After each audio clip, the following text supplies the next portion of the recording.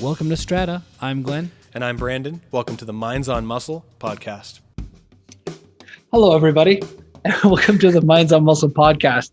Happy holidays. Happy holidays, everybody. We're going to have a fun one today.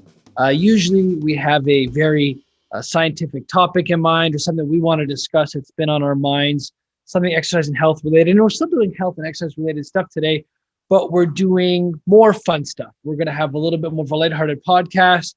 We reached out to you on social media and said, hey, what would you like us to talk about? And we actually got a plethora of answers. People want to know about cams and pulleys. People want to know about our favorite Canadian traditions. People want to know what makes a good or bad trainer. And so we got a lot of fun stuff to dip into, both fun and interesting, but also a little silly, which kind of matches the time of year as things start to wind down a little bit and we start to spend more time with friends and family. Maybe not in person so much, but virtually, so on and so forth. Before we jump in today, if you have any particular episodes or content you'd like us to cover, please reach out to us. Send us a message on the Minds on Muscle Instagram page through Strata Internal Performance. Let us know. We would love to talk about content that you want to hear more about. But today, like Glenn said, we are in the Christmas vibe, and I think it'll be holiday vibe, and I think it'll be a great time to explore some cool, different stuff and answer your questions a little bit. So let's start off with a bit of a more sciencey one, if that's okay. I'm going to get to the fun stuff afterwards. Somebody asked you about cams and pulleys. What was their exact question, Brandon? Can you tell us about cams and pulleys? Beautiful. Brandon, can you tell us about cams and pulleys? So we asked the question, and this is all of our questions we asked, what kind of holiday stuff would you like to for us to talk about on the podcast? And I did have someone ask about cams and pulleys, which I think cams and pulleys are very festive. Very quickly, if you're someone who's not familiar with what a cam and a pulley is, if you go to the gym and you look at exercise equipment, and all these machines, you'll have different scenarios on the machine, different mechanics that'll help to manipulate how that machine feels on you. You have prismatic joints and hydraulics, you have pulleys, you've got cams, you have lever systems, all of which play a very vital role as to how the resistance or the exercise is going to influence, it's going to change through the excursion or static position on you. So there are two elements that are very common. And if you've studied some of the programs like the resistance training specialist program, cams and pulleys are very popular conversations.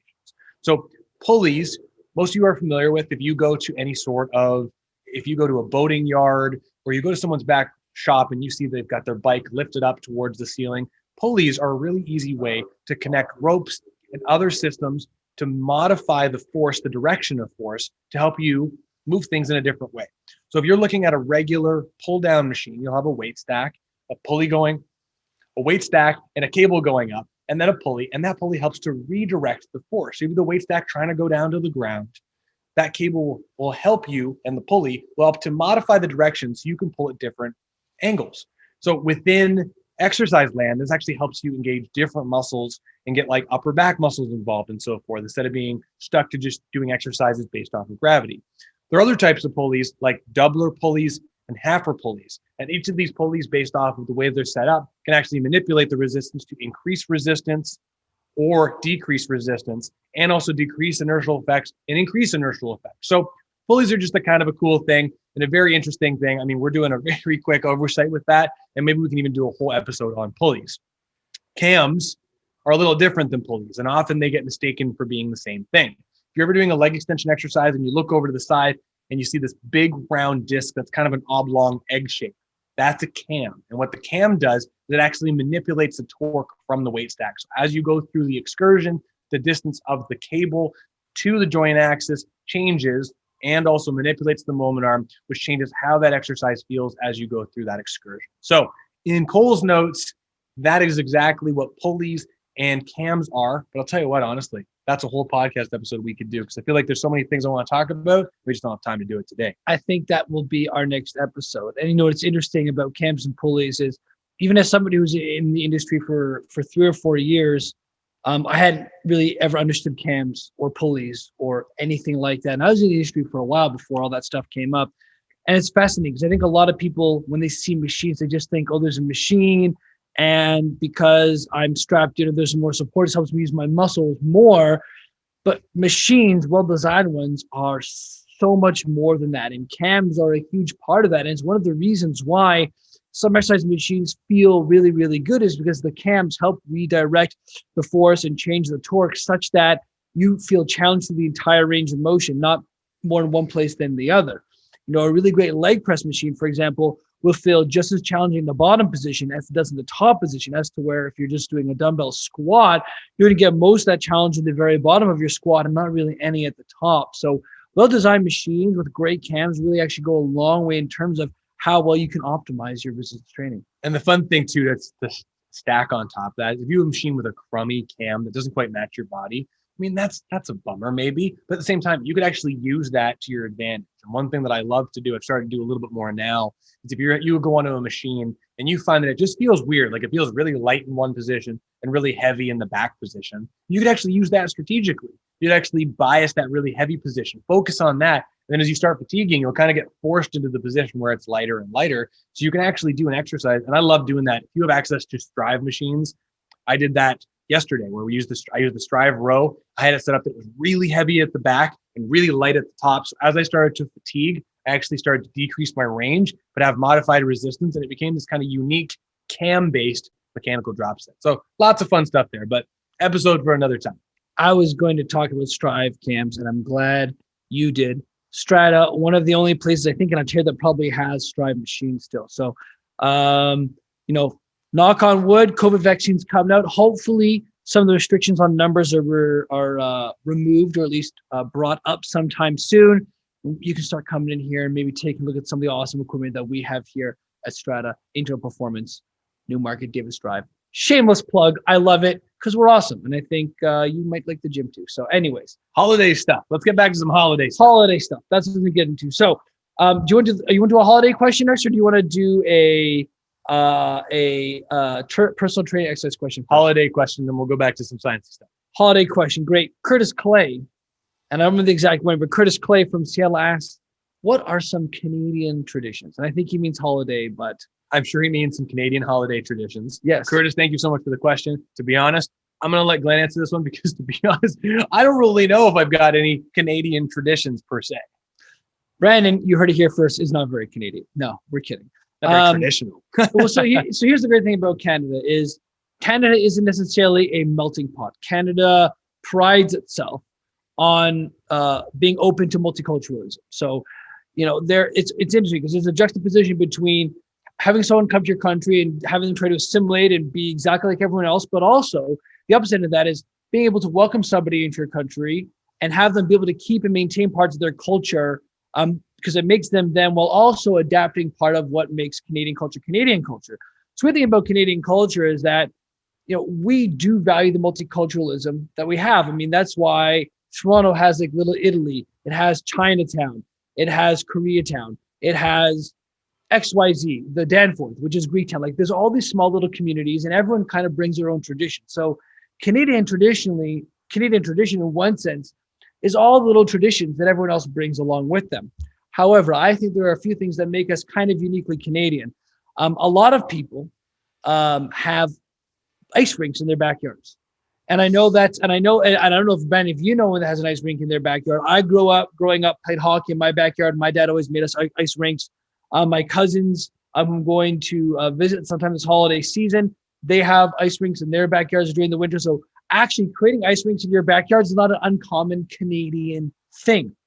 Maple syrup, also very Canadian. Yes, right? very. When we actually went down to Greg Mack's course, when it was client intake, we actually brought Greg Mack some Canadian maple syrup for his pancakes. Yeah. Do you have any traditions? Am I starting to jog your memory yet? The ice skating, definitely. And it's funny because when I was going to Oklahoma a lot, people actually thought when I told them I lived in Canada, I thought that I lived in igloos, which was just hilarious, which reminded me of that. But yes, I think hockey rinks is a great thing. One thing that I know I saw in Glenn's notes, so I'm going to steal it. Mm-hmm. Not necessarily a Christmas tradition, but everyone kind of associates Canada with poutine. I don't know if it's a Christmas tradition. Is that a Christmas tradition for you? I don't think it's a Christmas tradition for me, but I think it's a Canadian thing that people associate with the wintertime. So I'm bracketing it in there. Cheese and gravy. Mm. Yeah, that's right. And toques as well. The hats, both the little ball on top. Toques, right? Toques. So these are all very Canadian things. Starting your car before you have to leave for work in the morning because it is bloody cold out right now these days. These are some very Canadian things. But ultimately, at the end of the day, I think the traditions in Canada are more the ones that we bring from our own unique families. Because, not everyone is going to create ice rinks in their backyard. If you're from a hot equator country, you're probably not coming to Canada and being like, you know what I need to put in my backyard?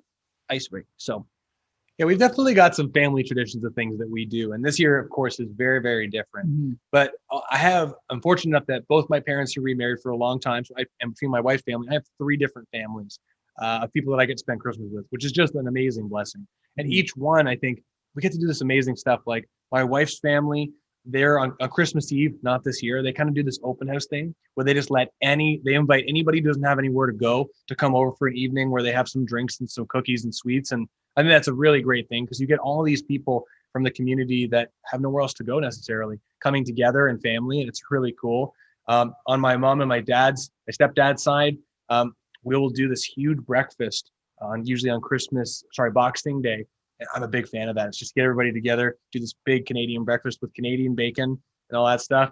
And then my dad and my stepmom, who are also my dad and my mom, just different dads and moms, we actually wait till after Christmas. We get all the family together. We have this huge event where we do this Grinchmas, and that side of the family is half Jewish, half Christmas. We do Hanukkahmas, and so we do some fun games there. So I don't know if it's necessarily Canadian traditions, but I think it's just great that we each have our own traditions of things that we get to do. I agree. I mean, very similar. Our family gets together at different times, different places. Not so much this year, but yeah, I love it. And like the Festivus, like just like mishmashing all the different holidays together. I mean, it's just a time for friends and family. I mean, that's what it is. And COVID aside, Christmas is generally a time where it's almost like a forced slowdown for everybody because the world often doesn't stop and slow down at all during the year. People are constantly trying to build their businesses or grow or work or income or take care of their kids or something. But it's really nice to have this time of the year where for a couple of weeks, everybody's stepping away from work and spending more time with family, spending more time. I mean, it's not about getting gifts, but just thinking of other people. Right. So I'm glad and happy that we have traditions around that here in Canada. What makes a good trainer? That's a great swapperoo there. Brandon, you want us to lead on this one and then I'll hop in? Because I think there's a lot of things that we could talk about for this. This is a whole other podcast, right? Yeah, this is definitely a whole episode. But in short, I mean, the position that I've been with being the manager owner of this place and then teaching a lot of trainers, I've met a lot of trainers. I've had people interview to work here. Persicini's, I helped with that process, and then met a lot of trainers through academic scenarios. And it's a very interesting question. There's a lot of different things to go with it, but I would say probably like the simplest thing that I could bring it down to is the trainer mindful, thoughtful, and professional. Mm-hmm. We talk a lot about advanced mechanics here and trying to help develop a thought process, thinking about the mechanics of the exercise and the individual and medical history and all this stuff stacked together to create what we call this muscle system specialist exercise professional venture. And every time I talk to a trainer about what we do here, they go, I don't know if I'm smart enough to do that. I don't know if I'm advanced enough to do that. I need to learn so much. And as much as we talk about all that stuff, I believe there are important building blocks, but really, if you're someone who is thoughtful, open-minded to reevaluating your thought process and really thinking about the client's best interest and being professional and present, you're already ahead of the game. And to me, that's what makes a really good trainer. Is there are a lot of trainers that are amazing and don't have the same academic background that many of the people you and I know, but they're present, they're thoughtful, they show up on time, they end the session on time, they follow up, they answer emails on time. If you call as a lead, they'll call you right away. Just basic business professional stuff. So I think it's someone who's a real professional, thoughtful trainer really goes a long way. What do you think? I don't really know if I have much else to really add on to that. I mean, one of the great things is when Brandon gives like such a very well condensed answer, I don't want to water it down by giving too much other information. I'm being honest and serious here. When I think of someone that makes a good trainer, yes, I'm thinking thoughtful and professional, being on time. I think this might even be bracketed into what you're saying, but in case it isn't, somebody who's a lifelong learner, I think is something that has to be said there. If it wasn't already implied in what you said, if somebody's not a lifelong learner, they're going to stagnate. They're not going to be, I find people who are lifelong learners are much better communicators. I find people who are lifelong learners want to help you learn because they love teaching so much. I think that goes a long way. Because at the end of the day, you don't necessarily want someone who's going to count reps or just be an exercise dispenser. You want someone who's willing to learn and help you learn. And that kind of educational component, I think it might be bracketed in professionalism and being thoughtful, but in case, it didn't land with you, that is a couple of things that I think ought to be in there. I guess the last thing I would say, just to bring it together, is like somebody that makes that session focused on you and what's going on in your life. And I think in any professional relationship, especially one where you're seeing somebody every week or a couple times a week, you're going to develop a kind of rapport where you want to be interested in them, and they're going to be interested in you. But the trainer should not be using the session just to talk about them. It's okay if they ask you how the day is and they tell you a little bit and whatnot. But ultimately, as the professional, even when we have stressful days, I know you and I have had our fair bunch in the past year, just from all the COVID and the starting and stopping and how we're going to pivot. We acknowledge that we have that, and we tell our clients, like, hey, listen, I was a little stressed this morning. I got under control now. It's going to be a great session. Let's go. And the client would have had no idea that you were stressed that day, because you're able to bring it back and center yourself, right? And I think that comes out of professionalism, but the session should ultimately be about you, the client, and how you're doing, your exercise process, and how you're feeling, how your day is going. Yeah, I think that last point you brought up, we've talked about this in previous episodes around personal trainers and professionalism, but being able to separate your identity and your role is huge. I'll be honest, like Len said, COVID-19 has really been very stressful on all of us as business people, business owners, sole proprietors, whatever role we are as personal trainers, very stressful.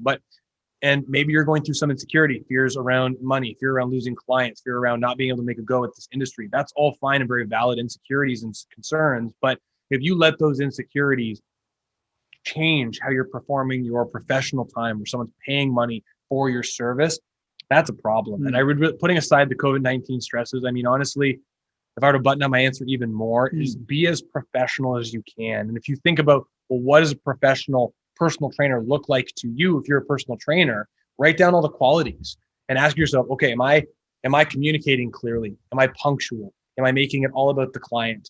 Go through that list. And that should be your own self checklist, really be able to review the game tape. Are you being as professional as you can? And if you could improve it, you already have the list. It's a nice, easy self-assessment. But I think that's the easiest thing, is self-reflect. What is a professional personal trainer in your opinion? And how are you doing with your own list?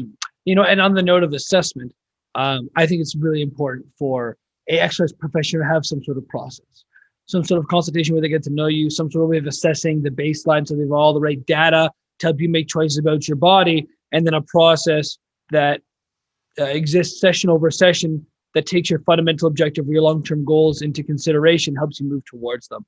I think it's fine to be thoughtful. Being thoughtful and mindful is super important.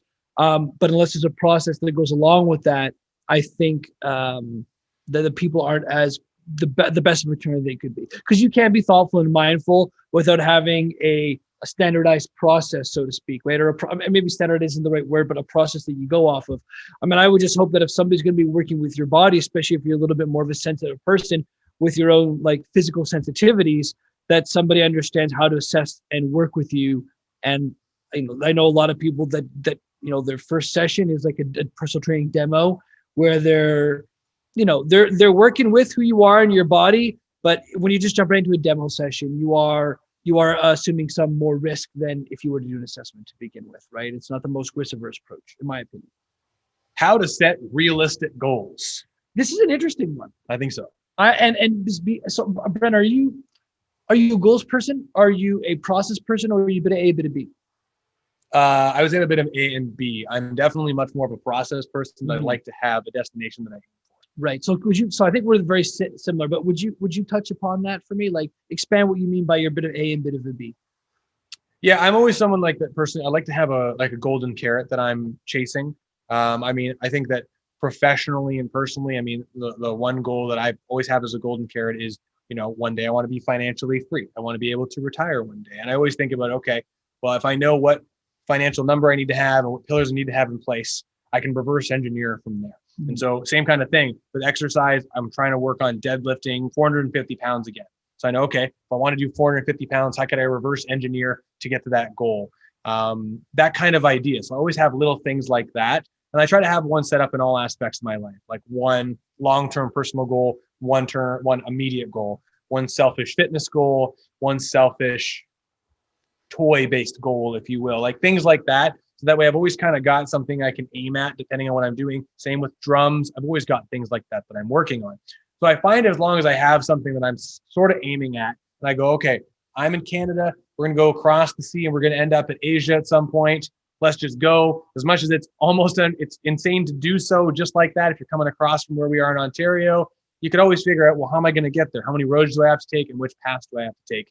And so I really do love the process that leads me to there. And that's where I got to be honest personally. And I'd love to hear your perspective. I like to set distant, almost unreasonable goals for tomorrow, but things that do take a couple of years to get to, because then along the process, the journey of going somewhere crazy, like from Ontario across boat to Asia, is kind of fun.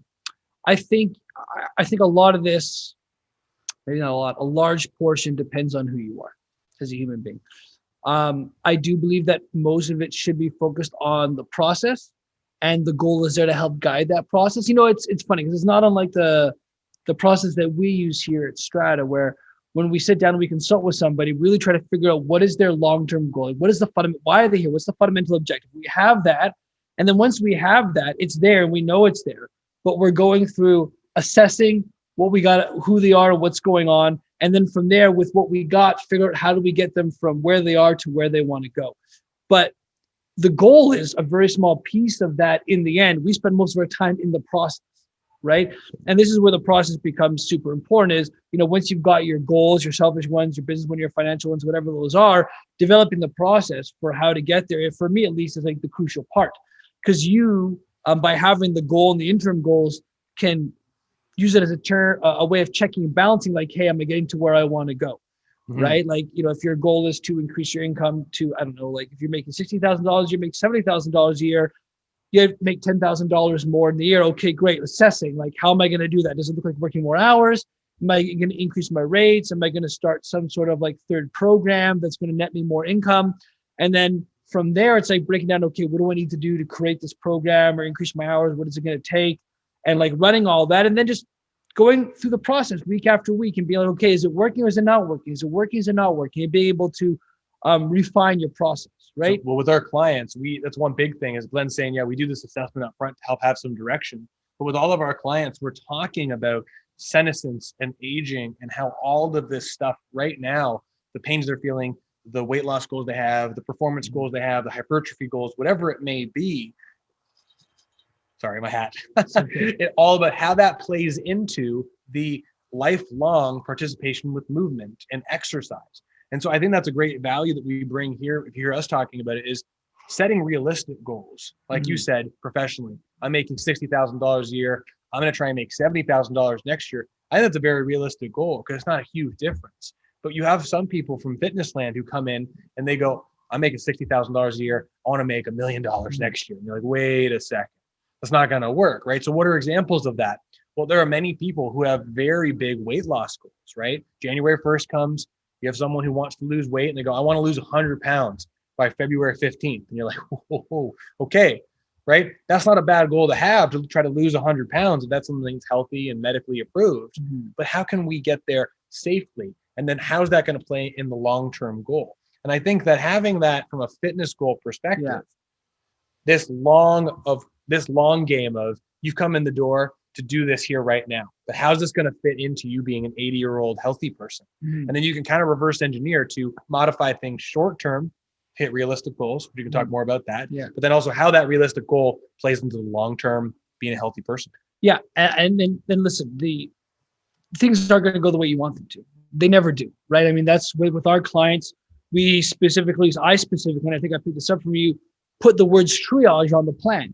So I explained to them, like, listen, as new data comes up and as we start working together, things are going to change. You might have to bounce around and go to a different spot of working on your body that we weren't focusing on before, that might have been later in the plan. And now we're going to bring it up as a priority. Like, things change. You have to be willing to pivot. Things are going to go, they're going to go differently than you think. They are going to go the direction you want. You just got to be comfortable pivoting. That's a great way of putting it. Yeah. Just because I want to make sure, because Glenn, don't want it to sound like, you got a goal of losing 10 pounds. Never going to happen. No, it's going to happen. But you're going to have roadblocks that come up. You're going to have to learn new habits. You're going to have to change different foods. You're going to have to maybe eat at different times, and maybe that might change your lifestyle. Yeah. But you'll get there. It just might not be in the 6-week goal. It's maybe, okay, well, if we do it in 12 weeks, but you keep it off forever. What do you think about that? Yeah.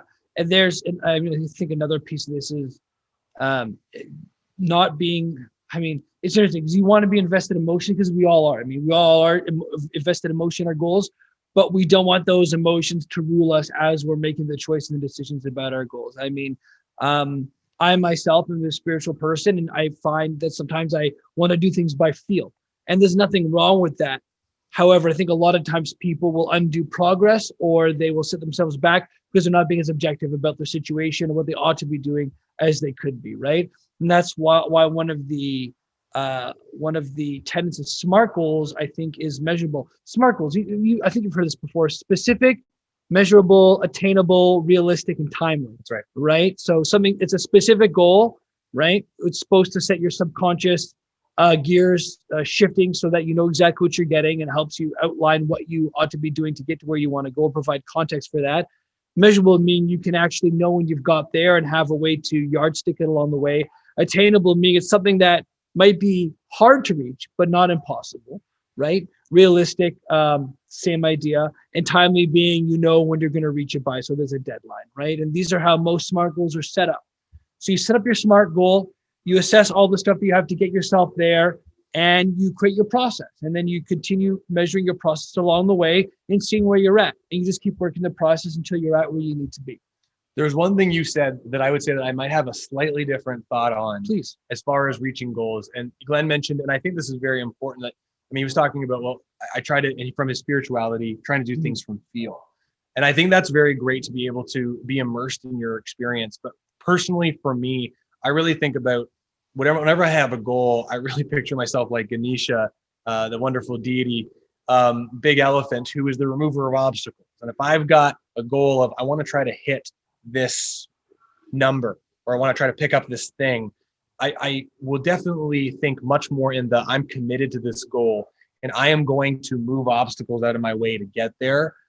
And so I know what you're saying, but for many people, I think being committed to the goal as opposed to waiting for motivation is really important, because I know a lot of people over the years who are like, well, I didn't feel motivated today, so I didn't do something to do it. And there's definitely times to take days for your hormesis internally to break and recharge. But depending on what kind of goal it is, like if it's a business goal or a fitness goal that's prudent to your health, there are going to be days that you don't want to do. There are definitely days I wake up and go, boy, I could sleep until 8:30 today and not go downstairs and help with Maxwell, not go to work and rest. But all of those hinder the greater picture. So if I'm committed to being a good father, committed to being a good business person, committed to helping my clients, no matter what, if I'm motivated or not that day, I'm going to move my obstacles out of the way to help achieve it. But that's where I think having a destination is important.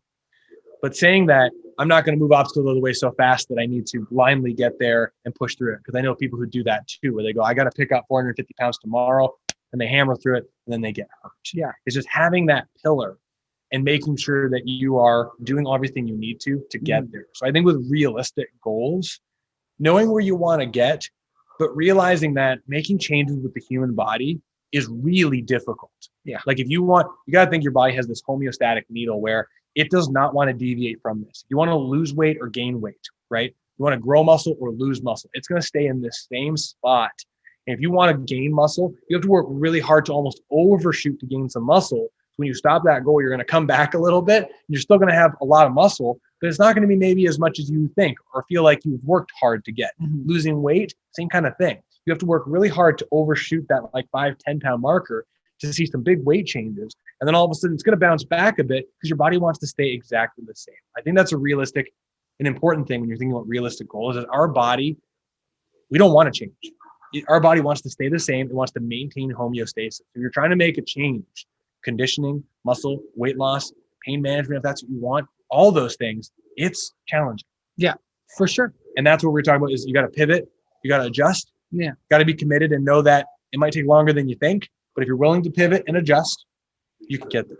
That's, I think, got to be one of the hardest things, is to know when it's time to take a day off and recharge or step back, and to know when you're just mentally kind of playing yourself, right? Like you want to take a day off because you just want to, and it's hard and it's challenging today. but deep down you ought to, and it's just sometimes hard to distinguish between those things. In my opinion, specifically, I'm very like routine oriented, and I find that if I have routines around everything, it makes my life much easier, so I can do more and be more efficient. And I find if you schedule in those breaks, like for example, we record the podcast on Wednesday. My Wednesday morning is busy. I have clients. I do the study group. I host for the staff here and internationally, which is kind of cool. Then we do this, and then after I go home and I rest for the rest of the day. And so that middle of the week break works really well for me to recharge, so I can come in Thursday, Friday strong. I do find that if I work the full Wednesday and I work out after and all that stuff, I'm definitely much more drained to get through the rest of the week. So I schedule in that break, but at the same time, exactly like you're saying, you'll notice sometimes you get up, you're committed, you're trying to do the things you need to make the changes, but you just feel run down, drained. And I think that if you notice that you're trying to take the steps and things are not going the way they normally go, you feel weaker, you feel more drained, performance is objectively lower, take a break. Yeah. So it's interesting because that kind of ties into another question, is how to stay motivated and how to overcome or deal with body insecurity. So those are kind of two different things. I think perhaps speaking about how to stay motivated is more within our scope. Dealing with body insecurities can be something that maybe, at least in my opinion, more reserved for a psychotherapist or a mental health professional. So I don't really feel too comfortable talking about that too much. I personally, I see a psychotherapist who's a medical doctor every couple of weeks to help me with my business and my mindset and all that jazz. But I won't pretend that I'm able to regurgitate the kind of stuff that we work on for our viewers here. So maybe that one, I don't know if that one I'm going to step away from. What? I'll say something to that, but certainly not medical advice or professional advice. And it's only speaking from my own personal experience. I do believe that many people who get into exercise to try and change their body, to grow muscle, including myself, and I can't speak for Glenn. No, you can't. It's me too. We talked about it before. I think that all of us get into fitness and trying to change their body via some insecurity, right? Yeah. Skinny drummer backstage doesn't look as good as the guy who's headlining the show. I want to try and get in better shape so I can have my shirt off and go up there, right? So that was an insecurity. I didn't think I looked as good as him. And I would say for a long time, I was still in that category of, I was thinking about, I don't look as good as this person. Therefore, I'm going to keep working. I'm going to keep working. The only thing I can say is that the kind of coming back to what we just talked about, thinking about a bigger picture end goal, specifically for me, of that no matter what, I'm going to take all this fun knowledge of things I learned about exercise and try to get as big and as strong as I can, naturally and healthily as I possibly can. And I'm just going to measure to myself. I don't care how much Glenn can lift.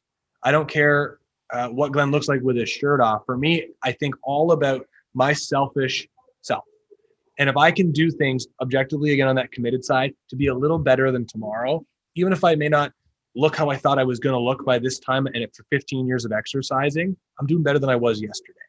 And if I keep thinking of that, like I'm committed to these goals for me, that helps to keep me focused on me.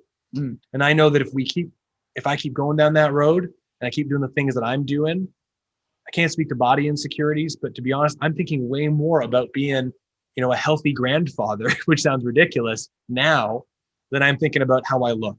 It's much more about how am I going to live the rest of my life? And I find that it just kind of pushed my body thoughts aside. The comparison is the thief of joy, so to speak. But motivation, staying motivated and focused on a goal, that's a big one. That is a big one. You said something before about being committed, and I realize this distinction of being committed versus being attached. And being committed to something means you're continuing to work at it. It doesn't matter what kind of setbacks come up or what's going on. You're trying to figure out a way to keep edging and moving closer towards your goal. And it's not to say that you're devoid of emotion, but a lot of times emotion is the thing that's going to derail us from what we're doing. Something goes wrong, we get upset about it, or become fearful, we start spiraling backwards. Some kind of personal bodyguards come up, these emotional things that kind of be like, oh, you're not good enough, or it's never going to happen. They start pulling at you, start pulling you down, versus being, and that's kind of what being attached is. Attached is like, I've got to get to this goal no matter what. It has to look a certain way. It's got to exist a certain way, which is the opposite of being committed. Being committed to, your health or your wellness can end up looking like a million different things, or it can. It means staying on path when you do feel like you're getting derailed, versus being attached is like, I have to be exactly this size and be able to fit in this dress, and my measurements have to be exactly this way. And if it's not done by this date, it's all going to come tumbling down. That's not healthy, right? And so staying motivated, I think a lot of times comes back down to the process, which is, listen, motivation is kind of cheap. Motivation is a short-term thing. It's like you're on Instagram and you see a picture of Chris Hemsworth or a picture of Gal Gadot, and they're looking great for the next superhero role. And you're like, for a split second, you're like, oh, I'm so motivated. I want to exercise and work out today. That goes away real quickly. It's like somebody lit a flame right on a candle, and the slightest bit of wind is going to blow that out. Versus if you're committed to something and you know something you really want, you've gone through the SMART goals process and you're really in touch with yourself, this is something that you're really committed to. It doesn't matter so much what kind of wind blows at you. Your fire is like a log or this giant wood fire, which is going to keep burning. And sure, you have to feed it time to time with some more wood, maybe a little bit of motivation. But at the end of the day, you're committed to making that happen almost no matter what. At least that's the way I see it. I would agree 100%. I mean, it's like, I think if you're using motivation and not to pick on your words, but just feelings to indicate which direction you're going to go that day, it's very just that, those two things alone, you're like a pinball machine. And that you get slung one way, you hit a barrier, you bounce the other way, bounce the other way, bounce the other way, based off of different feedback and different images you see and different goals you hear, whatever it may be. If you're committed to a goal and you have, I don't want to say like goal, that sounds like a cheesy, but you're committed to a pillar. You're like a laser. And that laser, you're going to go that direction and you're going to hit a piece of paper or something that's going to block you. And over time, the heat of you as a laser, you're going to get through that obstacle. And if something changes where something terrible happens or you're not able to get to that goal at the time that you set, that's fine. You're still pointing that same direction. You're going to keep going that way. You're going to move things out of the way. You're going to work hard and you're going to figure out how can you get to that end goal. If you want to get there and you're committed to it, to me, being committed to it and you knowing what you want to get to, that's motivation for me. Because if I wake up and I'm tired, I'm still going to get up and I'm still going to grind and do the same thing that I did the day before or the day I need what I need to do that day to achieve that goal, because that's something that I'm going to hit. And it's important to me. And no one and nothing is going to stop me outside of something ridiculous that's really literally going to stop me. And that's the whole thing. Motivation is temporary. Yeah. But commitment, provided you're committed to it, is good. Yeah. For Matt Bernier. Yes. The Muscle Project. Love him. James Bernier, yeah. I love the name of his business. And I remember him explaining it in one of the classes we took with him. His business is called The Muscle Project. When you're talking about the body, he thinks about all of his clients as projects. And this is where I love the parallel between projects and art. You can't master art. You can become a wonderful artist, but you're never done. You're never done. You can't always go, okay, I'm done art. I'm good. I got all the things in art down. There's always new facets to explore, new ways to put colors down, new instruments to play. And that's why I love being committed to something is just like being committed to an art form that you will never master it. You'll get better and better and people will go, oh, you're a fantastic flute player, whatever it may be, but you've got way more things to do. If you keep going and you just think about the process and the project of being committed to whatever it is, in my experience, that's what keeps you motivated. Well, and coming back to the homeostasis idea is wherever you're at right now in terms of your level of ability to stay committed, because commitment's not easy. I mean, even in relationships, right? People have really tough times in their personal relationships, either with like a spouse or a loved one. And sometimes it just feels easier to cut the tie versus to work on the problem together, right? To really be committed to it. And keeping commitments to yourself is often the hardest thing, because the only real person holding you accountable to that commitment is you. You are the thing, versus if you have kids, they're going to help hold you accountable to what you got to do to help raise them, right? When you're responsible to other people, I guess is what I'm saying, is it's easier to be committed. But commitment is just like a muscle, where right now your muscles might feel a little bit smaller or weaker than you want them to be.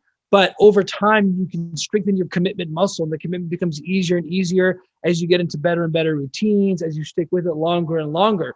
So even though it might be challenging now, you'll be surprised how much easier it gets over time as you learn to use your commitment muscle, so to speak. Commitment muscle. Yeah. I like that. Yeah. Pick a grandiose goal. Pick something big. Yeah. Pick something that you know that you're okay with not hitting tomorrow. But if you keep aiming for that big target, your commitment muscle will get stronger. That's fun. And so while we're talking about picking goals, Brandon, I'd love to know, what's your pick of the week? Ooh, we can't do that yet. I got something else. I got something I didn't tell you about. We're going to round today out. Okay. So before we go to the pick of the week, which I do have one. It's a good one. I'm really excited about it. But I had one last question. I didn't tell Glenn about it because I'm going to kind of make it a little fun game. I think it'd be a great way to go. Love it. Glenn, Love games. Christmas dinner. Yeah. What are your Christmas dinner foods? What are the things that you get served that you're a big fan Can I tell a quick funny story? Sure. Is that okay? My Aunt Susan, God love her, she made this amazing deep fried fish and chips. And we had this fish and chips like every year, 5 years. We never saw her made it, but it was so delicious. And we would tell every Christmas, like, Aunt Susan, these are the best fish and chips. We love them so much. And like 5 Christmases go by, and she sits us down at the end and she says, I have something to tell you all. And we're like, oh, what's going on? She's like, I haven't cooked this fish and chips ever. And we're like, what do you mean? She's like, I always pick it up and leave it in the oven on warm, and I've never made it. And then we realized, like, yeah, we never saw you with the deep fryer at your house. We would have no idea how you would made this. We never saw it bad or anything. But she loved the compliments so much. She's such a sweet woman. I don't think she wanted to break our hearts because we thought her cooking was so great. But every year we have fish and chips, which I absolutely love, and pierogi, which is fantastic. Yeah, we're Polish people. And then my cousin Julie always makes an amazing cake with buttercream icing. So if I had those 3 things, I'd be in heaven. All right, so Christmas fish and chips. Yep. Christmas pierogies. Yep. And then Christmas cake, chocolate cake with vanilla icing. All right, so here's what we're gonna do. We're gonna go through each one of those 4 different items, including the fish and the chips. Okay. And if on Christmas you've eaten too much of your Christmas specific food, yeah, I want you to pick an exercise that someone would have to do, to kind of redeem themselves and get back to being on track. So if someone overeats, which no one, I don't know, but if you eat too much Christmas fish, you overeat the Christmas fish, you've overindulged. What's the exercise you got to do to help with the Christmas fish? You have to set your goals for 2021 and reevaluate where you're at. Oh, that's why you thought we do exercise. So it's a committed goal. All right. So you go reevaluate your goals. Good. Okay. If you eat too much Christmas chips, what are you going to do? See, it's funny because I don't want to say there's a certain physical exercise you have to do because that goes against what we talk about as exercise professionals, which is give me something. Eating. Give me something. For fun. You're on the hook. I'm going to do leg press, deep leg press. All right. So you too much fish. You got to reevaluate your goals. You have too many chips. You're gonna have to do leg press. I feel like I'm not gonna like where this ends. If you have, no, this is all we're doing. Yeah. Right? If you have too many Christmas pierogies, incline dumbbell presses. Incline dumbbell presses. You got leg press, incline dumbbell presses. And if you have too much Christmas cake, neutral grip pull-ups. Neutral grip pull-ups. Okay. So there you go. So if you have too much of your food, I'm going to tell you right now, I'm gonna have too much of my foods. All right. So if you have too much of your food, the 4 things we want you to do is reevaluate your goals. Leg press, incline press, and chin-ups and or pull-downs. As long as they make sense for your unique body and anatomy. Specific to you. So Glenn, what's your pick of the week? Oh, great. My pick of the week is Straight Up Play. Did I talk about Straight Up Play last time? No. I might have. I guess I did. Straight Up Play is the foster organization that my girlfriend and I are working with. We did, but keep going. Okay, well, I guess part 2 then. We got approved yesterday, and they called and said, "Hey, we want you to adopt a dog named, foster dog named Hannah." So she's from Mexico. So she's been. I think she's got like a droopy stomach. So they're assuming that she's had a couple different litters already. So maybe she was a breeding dog. We don't know. But apparently she's well trained. She plays well with large and medium sized dogs. She's a boxer blend, which they're kind of like these goofy, slobbery animals. So it's like getting another one of me in the house, which I'm super excited for.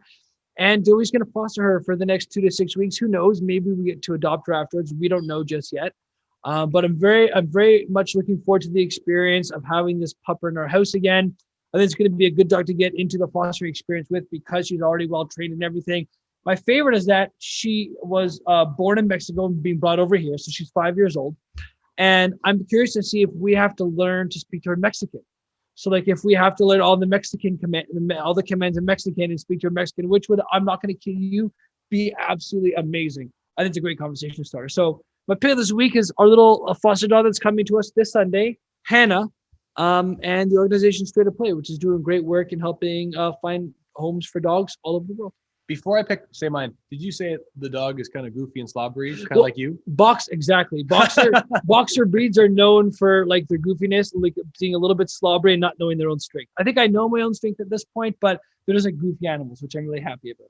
So my pick of the week is a Netflix documentary that I found really, really profound. It is a little bit moving, but it's called My Octopus Teacher. I've seen it. It's amazing. If you haven't watched it, My Octopus Teacher, I've had a few clients recommend it and a few other people have talked about it. And I watched it with my wife. We had no idea we were getting into. And I will say, if you're looking for a really and pivoting animal experience with octopus in nature. It's really amazing. I would absolutely recommend that you watch it. It really reframes how you think about octopi. And yeah, it's definitely great. So My Octopus Teacher, and it's on Netflix. Octopus are the aliens of the sea, no doubt. Their ability to camouflage themselves. There's actually a story of a zoo where they put octopuses in with the sharks, and sharks kept going missing, and they kept dying, and they had no idea what was going on. They put a camera in the water, and they found out this octopus wasn't like these giant sharks. They were like 4 or 5 feet long. But this octopus every night would hide and then just go to town on one of these sharks and just feasting upon them. But octopi are crazy. Everyone, thank you so much for watching this episode. Happy holidays. We hope that you have a very safe and wonderful time this year. Unfortunately, it is a bit of a different year with COVID-19, but we hope that whatever you're celebrating, it is absolutely the best case scenario possible. You find alternatives to see your family through Zoom or physical distancing. And we appreciate you guys hanging out with us. I mean, this is our first year of doing this podcast, and we got a few more things that'll come up before January. But I mean, we started in April, I think. Yeah. And we've been pretty consistent every Wednesday, which is fantastic. So I appreciate doing this with you. I love doing it with you, my man. And we appreciate all of you for watching along. And thanks so much for being a part of our Minds on Muscle podcast family. Yeah. Be committed to having a great holiday season, not attached the way things were before. And be committed to this podcast. If you miss an episode, we'll find you. Yes. And if you are loving the podcast, please give us a 5-star rating on iTunes. We can be found on iTunes, Spotify, Podbean, and YouTube. And we're also found in person in a brick and mortar location. Woo! That kind of rolled off the tongue a little weird. Brandon, where are we at? This is the Strata Internal Performance-based podcast, and we're out of Strata Internal Performance. We're in Newmarket. If you guys want to come by and check out our machines, our stuff, when we're out of COVID and we're in an orange zone or any other zone, let us know. We would love to show you our spot and tell you a little bit more about us being exercise professionals and how we use exercise a little differently. Merry Christmas, Happy Holidays, Happy Hanukkah, whatever you celebrate, we love you. Thanks for joining us in this podcast. Happy holidays.